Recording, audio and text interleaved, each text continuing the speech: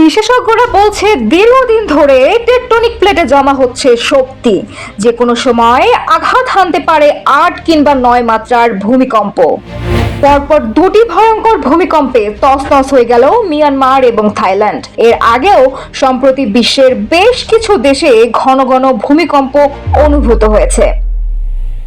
হঠাৎ বিশ্বের বুকে কেন নেমে আসলো এই বিপর্যয়?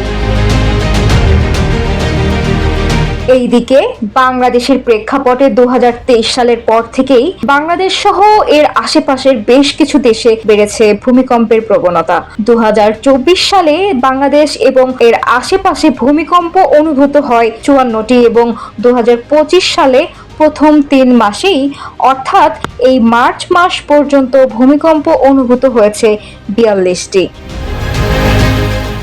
এদিকে একটি দেশে ভূমিকম্প হলেই তার আশেপাশের দেশে যে কোনো সময় হতে পারে ভূমিকম্প, যা জানিয়েছেন বিশেষজ্ঞরা। তারা আরো বলেছে 800 থেকে 1000 বছরের শক্তি জমা হচ্ছে ভূগর্ভের প্লেটগুলোতে, যার কারণেই পৃথিবীবাসী কবলে পড়েছে ঘন ঘন ভূমিকম্পের।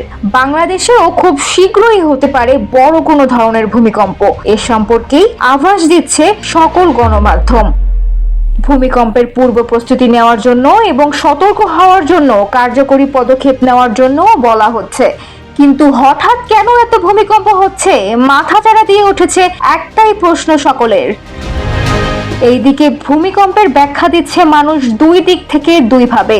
একদিকে বিজ্ঞান ও প্রযুক্তিতে বিশ্বাসী মানুষেরা এই ভূমিকম্পের দিচ্ছে নানা ধরনের বৈজ্ঞানিক ও প্রাকৃতিক ব্যাখ্যা। অপরদিকে ধর্মভীরু মুসলমানদের ব্যাখ্যা এটা কোনো ধরনের সাধারণ বিষয় নয়। হাদিসে আসা তথ্য মতে কিয়ামত বা মহাপ্রলয়ের আগে সংগঠিত হবে বড় বড় 3টি ভূমিকম্প, পূর্ব পশ্চিম এবং পৃথিবীর মাঝখানে। কিয়ামত সংগঠিত হওয়ার আগে যে সকল আলামত দেখা দিবে তার মধ্যে ঘন ঘন ভূমিকম্প হওয়া একটি। এর আগেও বিভিন্ন ধরনের প্রাকৃতিক বিপর্যয়, মহামারী, বিভিন্ন দেশের যুদ্ধ, দাঙ্গা, দাবানল সহ বেশ কিছু আলামত সংগঠিত হয়ে গেছে।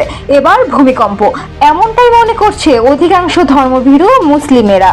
সত্যি কি এই ভূমিকম্প কিয়ামতের পূর্বে সংগঠিত হওয়া ভূমিকম্পের ইঙ্গিত? এ ব্যাপারে পরম দয়ালু সৃষ্টিকর্তাই ভালো জানেন। সমাজে গণ্যমান্য আলেম ওলামায়ে ইকরামগণের মতে পৃথিবীতে যখন পাপের পরিমাণ বৃদ্ধি পায়, খুন খারাপি, অন্যায়, অত্যাচার, জুলুম দিনকে দিন বাড়তেই থাকবে। এর কারণেই সৃষ্টিকর্তার গজব হিসেবে পৃথিবীতে নেমে আসবে নানান ধরনের বিপর্যয়, যা কিয়ামতের পূর্বের আভাস এবং হাদিসে বর্ণিত ও সত্য। আপনি যদি একজন প্রকৃত মুসলিম হয়ে থাকেন, মহান আল্লাহ তাআলার বাণী আল কুরআন এবং মহানবী সাল্লাল্লাহু আলাইহি ওয়াসাল্লাম এর হাদিসে বর্ণিত সকল ঘটনাকে বিশ্বাস করতে হবে।